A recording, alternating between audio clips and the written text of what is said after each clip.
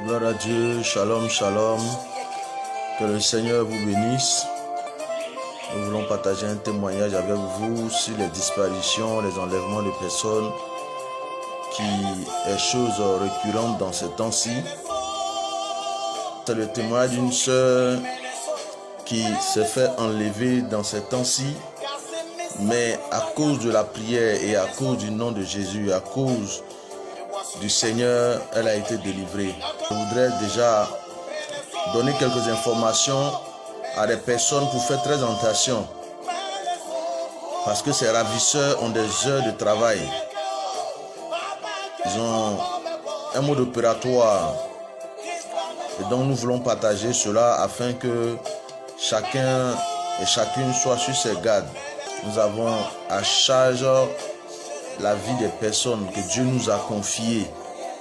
Et ce qui est en train de se passer, nous ne combattons pas des hommes. La Bible dit que nous combattons dans le spirituel. Nos âmes ne sont pas charnelles, elles sont spirituelles. Je suis pasteur, je suis le révérend Josué Amafoul et j'exerce le ministère à Bonois, c'est là que notre église se trouve. Dimanche 11, nous avons fini le culte, nous avons prié, nous sommes rentrés à la maison et une sœur qui habitait au quartier Broncro et elle est hôtesse à l'église, elle est au service d'accueil à l'église.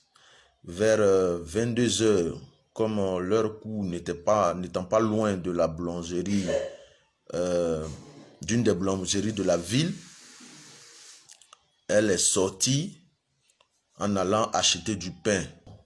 Voici le témoignage. À cette femme, le témoignage, vous la connaissez.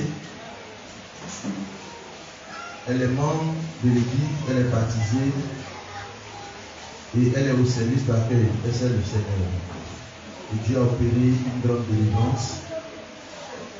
On va venir nous dire comment est-ce que les choses se sont passées. Et comment est-ce que Dieu est intervenu, parce que c'est le Seigneur. Alléluia. Jésus est capable. Jésus est comment? Alléluia. Je vais appeler ici la sœur Adjobi Geneviève. On acclame le Seigneur pour sa vie.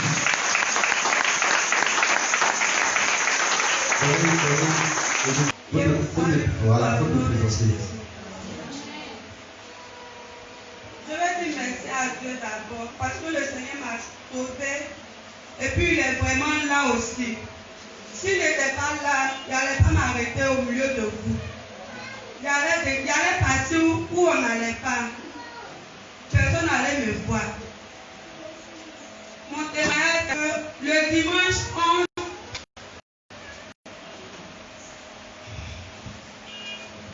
on était à l'église, puis quand on est passé à la maison, dans la soirée, vers les 22h, c'était calme.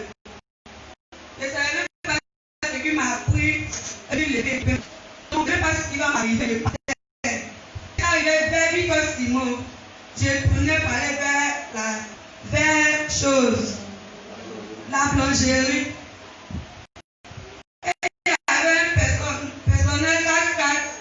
Noir, on me voit dedans. La voiture m'appelle.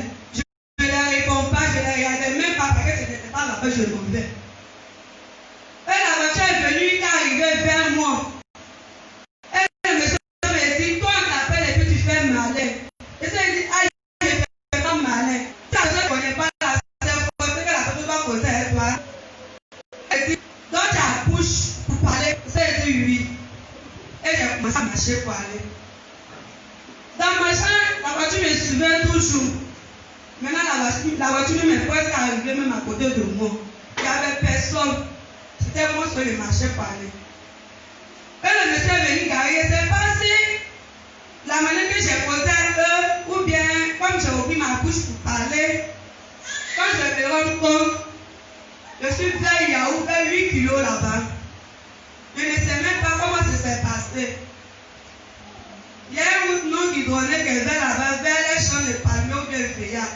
Et ils m'ont pris, eux-mêmes, quand je suis arrivé là-bas, c'est maintenant que je me suis rendu compte que je suis dans leur voiture. Et eux-mêmes, ils ont commencé à parler. Que oui, voici 28 kilos qu'elle a. Et ils ont commencé à parler. Moi-même, je ne savais même pas. Et c'est eux-mêmes qui sont en train de parler pour que je puisse entendre où ils m'emmènent. Et le message me fait de parler. Mais je ne voyais pas parce qu'ils ont bandé mes yeux. Ils m'ont attaché. Je ne pouvais même pas m'asseoir, rien même. Ils m'ont poussé.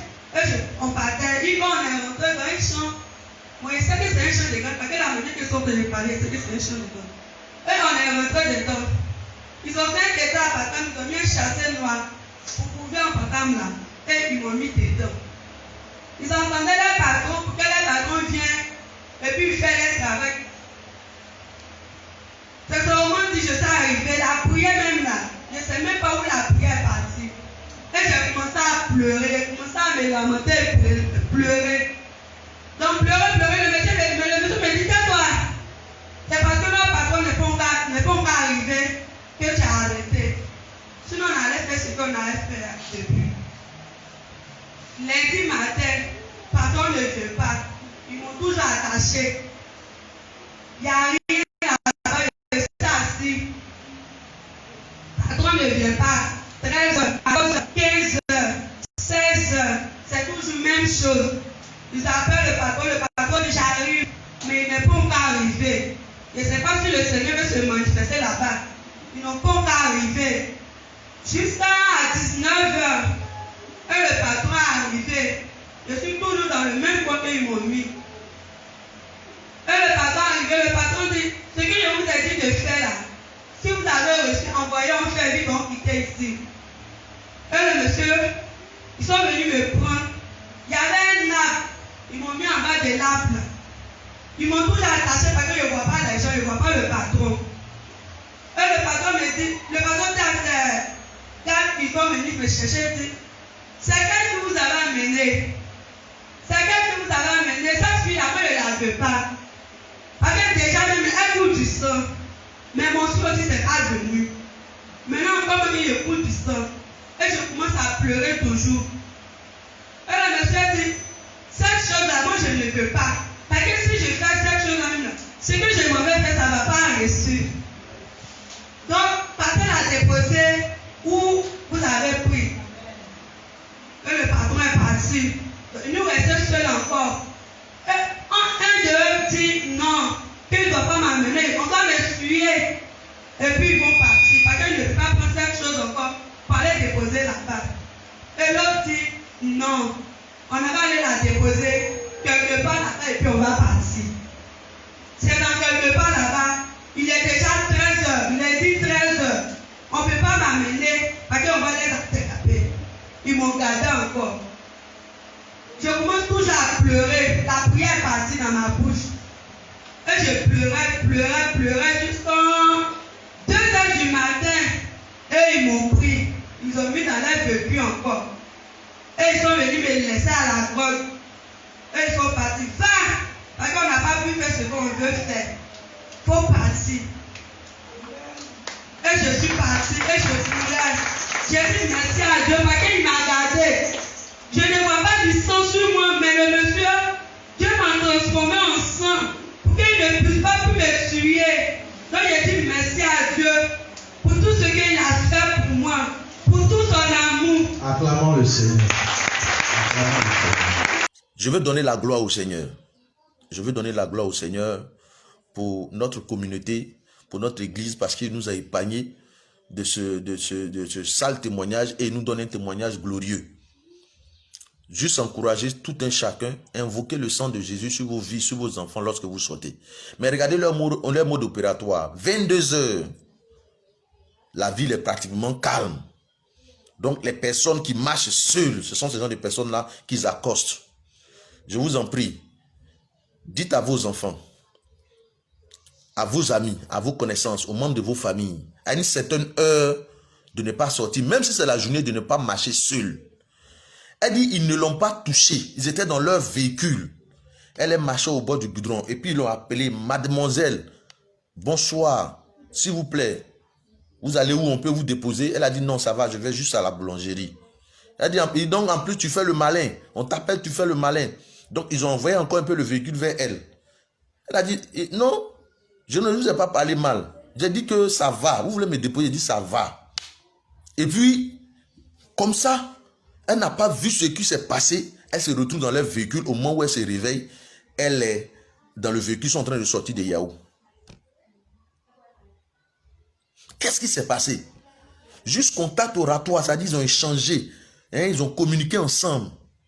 Elle a été enveloppée par un envoûtement de haut degré, je peux dire ainsi. Parce que parler avec quelqu'un, et puis la personne ne sait pas où elle se trouve, ou bien la personne tombe et puis tu la soulèves pour la mettre dans ton véhicule et puis tu t'en vas. Donc, bien aimés, faisons attention, invoquons le sang de Jésus. Ils ont réussi à l'enlever 7, mais le sang de Jésus l'a gardé. Le sang de Jésus l'a gardé. Je bénis le Seigneur pour la grâce qu'il nous fait. Voilà, je ne suis pas un super prophète. Je suis le moindre même des prophètes. Je ne vois pas. Amen. Moi là, mes yeux ne sont pas ouverts. Je ne vois pas. Je vois ce que Dieu me donne de voir. Amen. Voilà. Je ne suis pas un super champion prophète. Ce qui est sûr, le vendredi à l'église, j'ai demandé à tout le monde de jeûner de 6h à 15h pour le salut d'une âme. Et c'est ce que nous avons fait. Dieu ne m'a pas dit il y aura enlèvement ou bien quelqu'un va disparaître. Nous avons obéi, on a jeûné, on a prié le Seigneur pour le salut d'une âme. Dieu merci, la sœur dimanche a été enlevée vers 22h. Ils l'ont gardé, le patron ne venait pas pour le sacrifice. Et le mercredi, quand le patron est arrivé, il est énervé contre ces gens. Il dit, mais qui est-ce que vous m'avez envoyé? Regardez, vous m'avez envoyé quelqu'un qui est rempli de sang. Il y a du sang sur elle partout. Il y a du sang sur elle partout. On ne peut pas faire travail avec elle. Allez, libérez-moi ça. C'est pas sang de menstrues. C'est quel sang? Toi qui es chrétien, c'est quel sang? Moi, mais il te pose la question, c'est quel sang? C'est le sang de Jésus. Donc, invoquez le sang de Jésus quand vous sortez. Invoquez le sang de Jésus sur vos enfants. Invoquez le sang de Jésus partout où vous allez. Que le sang de Jésus nous couvre dans ces temps-ci. Que tous ces ravisseurs soient aveuglés par le sang de Jésus. La Bible déclare que nous avons la victoire par le sang de l'agneau. Le diable a été vaincu par le sang de Jésus et il est toujours vaincu dans ses œuvres par le sang de Jésus. Amen.